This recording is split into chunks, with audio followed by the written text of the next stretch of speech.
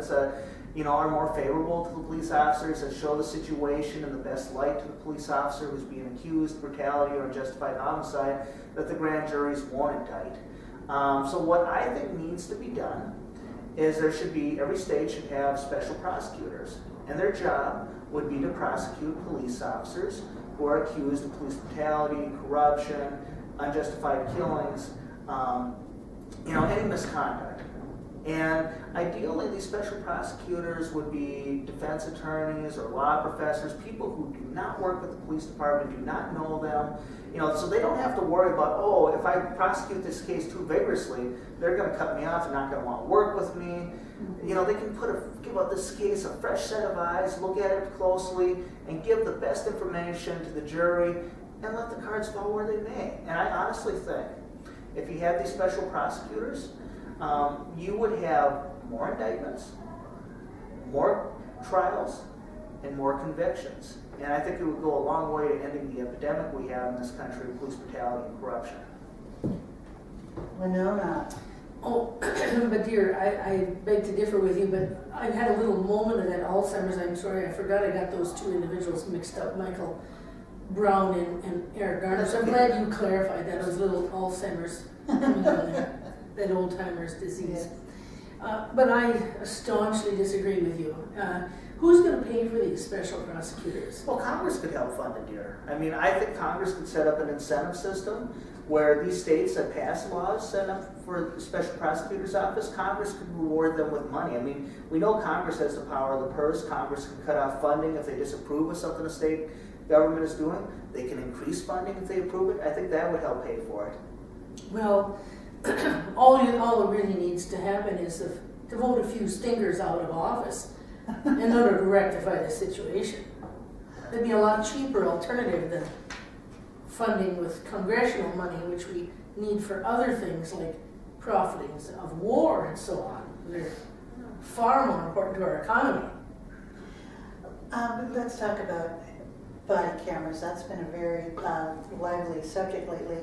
One of the proposed reforms is to require the police wear body cameras while they're on duty, and proponents of this reform believe that police officers are far less likely to get up to any mischief, to use excessive force, if they're on film. People tend to behave better when they know they're being watched, and having footage of incidents can resolve many disputes over what actually happened. So would you support laws requiring departmental policies, requiring police officers to wear body cameras on duty? Oh, absolutely. It's a no-brainer, Rebecca. Really. It wouldn't cost all that much, and like you said, it would solve a lot of problems. People tend to behave better when they know they're being filmed. Police officers may think twice about using excessive force if they know this is going to be on film. And, as you said, it could resolve some disputes. Had there been footage of what happened, complete, total footage of what happened between Officer Wilson and Michael Brown, we may know what exactly happened. The thing is, no good cop should be afraid to wear a body camera. Unless you have something to hide, why would you be afraid of wearing a body camera while on duty? We're talking about while they're on duty, not while they're going to the bathroom or anything like that. It's a common sense reform. And let me give you an example of where this has really changed things. There's a suburb of Los Angeles called Rialto, and the city of Rialto, the police department there, passed a new requirement a few years ago saying that police officers have to wear body cameras while on duty. Mm-hmm. Well, in the first year, the complaints against police officers dropped 88%. Oh my goodness. Yes, 88%, and the use of force by the police officers dropped 60%. These are incredible numbers, and this shows you what a mandatory body camera while on duty policy could do.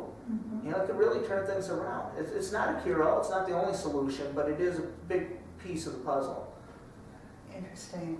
Winona, what do you think? Well, I agree with Jay. One of the side benefits might be that charlatans like Al Sharpton would be exposed that, our police just really are doing their due diligence and their job. And, I have a concern about the privacy issue twofold. Number one, the victims might be in a critical state of mind, and the other thing is if the body cams are worn when police go into well-to-do people like our homes, what if I were to have my jewelry lying out on the table as I was sorting or some other thing? I certainly wouldn't want the cameras showing my jewelry, my valuables, and money that a lot of times is flying pretty loose in our house because we have plenty of it. Oh, yes. So, you know, it's nothing for us to be counting our $100 bills. Oh, no. Especially our old ones that we have many of. Oh my goodness. Well, you know, I understand your concern, dear, about privacy and wanting to protect our privacy and the privacy of other people as well. I mean, this is an issue of the advocates of requiring police officers to wear body cameras while on duty have looked at, and I think we could study cities like Rialto and what they have done, and I'm sure they have policies in place to deal with those privacy issues, to limit how much of this footage is being released to the public so that we don't have to worry that everyone knows we have a stack of $100 bills on our table and come on in, just take it. So I think you just need to, you know, have some good regulations, some good common sense regulations that protect privacy, and I think that would deal with the issue. As long as we're protecting the image of our police force, we certainly don't want that to go downhill. No, and see, that's the thing, dear, is that these cameras would exonerate honest police officers, good police officers, and false police brutality complaints would drop, and Al Sharpton would have to look for another line of work. Well, and couldn't the films be clipped if the policemen were misbehaving, just to save their image if it really comes out? We don't want to do that, dear. I mean, we want the truth to come out. I mean, absolutely. We need to remove bad police officers from the force. Well, yes, but we do want to protect them. I mean, if they're law-abiding citizens normally, they could be held accountable. No, absolutely not. You and I disagree on that one. I'm going to step in. I love to watch you two go back and forth, but we need to talk about another aspect of police brutality and reform. And this would be the militarization of police. Police departments throughout the nation are using tanks, armored personnel vehicles, heavy weaponry, military-style tactics, and the Departments of Defense and Homeland Security have given billions of dollars worth of surplus military equipment to police departments. SWAT team raids, once rare, are fairly common now and often used in routine police matters, such as serving a warrant. Are you concerned about the militarization of the police force? The militarization of the police force we've seen in the last 3 decades is deeply disturbing. And, you know, it's eroding the distinction between police officers and soldiers. Sometimes you look at the photos of police officers and they look like soldiers. And I find that quite disturbing. They shouldn't be soldiers. They should be peace officers. There needs to be a clear distinction between a police officer and a soldier. Police officers should try to resolve disputes peacefully, if at all possible, use the minimum amount of force, and they should not have a military mindset, you know. And, you know, there is the 1878 Posse Comitatus Act that bans the military, other than the National Guard, when called upon by the governor, from enforcing laws. And this militarization of the police department is really breaking down those barriers. So I think what needs to be done is we need to terminate the Defense Department and Homeland Security Department programs that give them the so-called surplus military equipment. Police don't need armored personnel carriers and mine-resistant vehicles and tanks. And, you know, they just don't. And they very seldom need heavy weaponry. You know, no, absolutely not. I mean, it's ridiculous. But dear, how in the world is if our president and our Congress and our Senate don't have some way of turning over that second-hand, so to speak, or outmoded military equipment, you know, our country spends a lot of money on that, and why not turn it over to the police department so that they can make use of it? We need to think about making sure that the people who manufacture our current weaponry for war, and let's face it, drone profits are going to go through the roof. Something like $80 billion is to be garnered by companies like Aerospace and Boeing and the other manufacturers of these new cutting-edge drones. Well, if we don't find a home for those outmoded military pieces of equipment, why not let them have them, even if they don't use them? We have to think about profit. I mean, some of my best friends have husbands and relatives in some of these organizations that are making ridiculous profits, and that's what we need to consider most. I understand, Chair. I'm a staunch capitalist, as you know, but I just think that this is going to come back to, really haunt us, and we have to be careful. We want to make profits, but having our police turn into, soldiers, I just don't think is a good idea. So. Well, they won't actually use those things, especially not American citizens, we have to trust their judgment a little more than that. I'm afraid we have to disagree on that one, dear. Well, let's move on to the next topic. We're running a little short on time here, and I want to make sure we get to the question of torture because it's a very serious human rights issue. In December 2014, the U.S. Senate released a heavily redacted summary of the torture committed by CIA agents against terrorist suspects at Guantanamo Bay Prison and the Black Sites, secret CIA-run prisons in Eastern Europe and other regions. The summary's report was shocking and revolting. CIA agents and contractors committed egregious tortures on prisoners, including waterboarding, mock executions, putting prisoners into extremely painful positions, freezing, beatings, sensory deprivation, and anal rehydration, an extraordinary heinous method of forced feeding. At least 22% of the terrorist suspects turned out to be completely innocent. The summary is very difficult to read. What do you think of the summary's revelations of torture? And do you believe CIA agents, contractors, and their superiors who ordered torture should be held accountable? I think the summary of the torture report, and that's just a small summary, it's not the whole report. It's not been released yet. We don't know if it'll ever be released. But just in the summary itself, and like you said, it's heavily redacted, but what we do have is extraordinarily appalling. I mean, these agents cross the line, the contractors cross the line. Torture is wrong. There can never be a justification for this. Not now, not in centuries. Every human life has value. Every human life, even the lives of the terrorist suspects, they're human beings. They should be treated like human beings. They should be captured, interrogated humanely, brought to trial, and if found guilty, convicted. Mm-hmm. That's the way it should be done. There is no justification for this torture, and like you said, many of the people they tortured were innocent people. It's just wrong, and I'm appalled by it. And yes, I do believe that the CIA agents, the CIA contractors, and their superiors who ordered the torture should be held accountable. And another thing we need to address is not only is torture immoral, but the information it provides is inaccurate, grossly inaccurate. People will say anything to stop the torture, to stop the pain. And we know from experience, former FBI agents and CIA agents and police officers have said that good information comes from humane interrogation. You build a rapport with the suspect, you talk with him, and you can get much better information that will save lives than the information from torture, which will give you false leads. Mm-hmm. It could end up costing lives. But it's just wrong, and these people should be held accountable. How about you, Winona? What do you think? Well, I love you, dear Jay, but you're simply wrong. We either have to make a decision, and many of Americans feel this way, very patriotic. We can fight these criminals, ISIS and the rest of the people running rogue, the Islamic terrorists, the jihadists. We can fight them there, or we can fight them here. And frankly, we need to fight them there, not on American soil. Well, dear, I see where you're coming from, but this torture, you mentioned ISIS, you mentioned Al-Qaeda, and the Taliban, and other Islamic extremist groups. They use this as propaganda. They're getting more recruits because of this torture. And dear, you're just simply wrong about, torture and, how it could protect us, because this torture does not protect us. It endangers our life. Terrorists use it as a weapon against us, and it motivates people to exact revenge on Americans. And like we mentioned before, a lot of these people that were tortured were innocent people, or they were low-level people who didn't really know anything about these terrorist operations. Torture is simply wrong.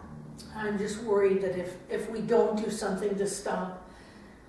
There are better ways. There are better ways we can stop this without debasing ourselves, without lowering ourselves to their level. Because that's what we do when we torture. It lowers ourselves to their level. We're no different than them when we torture them. But we're leaving out the fact that our military has said they didn't torture. They did. Some of these reports have proven that they tortured. Jay, I'm going to step in. I have a very important question to ask you. You clearly feel strongly about this issue, and you believe that CIA agents and contractors who tortured or ordered torture should be held accountable, should be prosecuted.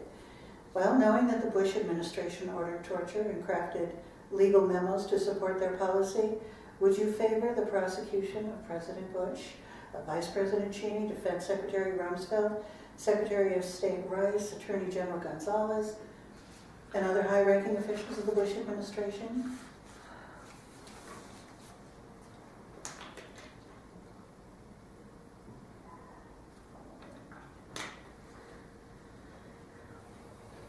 You know, President Bush and I are friends.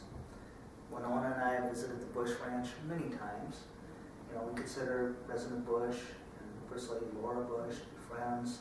We campaigned for him in 2000, 2004. He personally assured me that there was no torture happening. But we know from the summary, and we know from other evidence that it was happening. It did happen. We also know, as you said, that he knew about it, that Vice President Cheney knew about it, Secretary of Defense Rumsfeld, Secretary of State Rice, Attorney General Gonzalez crafted those memos. They all knew about it, and they allowed it to happen. In some cases, they even ordered it, like Defense Secretary Rumsfeld. No one is above the law.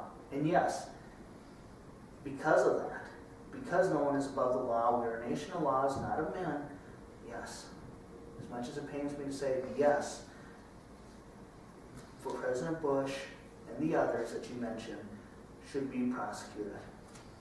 Our laws require it. I mean, President Reagan, who was also a good friend of ours, we love Ronnie, we miss him very much, he signed the UN Convention Against Torture in 1988. That convention bans torture under any circumstances. There are no exceptions, and that convention also requires the signatories to prosecute those who commit torture. It's not an option. You have to do it. Our Congress ratified that treaty in 1994. President Obama needs to live up to his legal obligations. Attorney General Holder, Attorney General Holder should be going before a grand jury and securing indictments.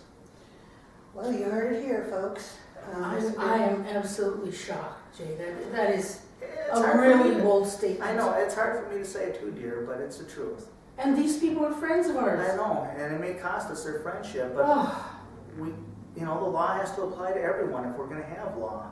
But we'll surely lose our friendships with them. And we'll probably gain some friendships, and we'll have other friends who will respect us.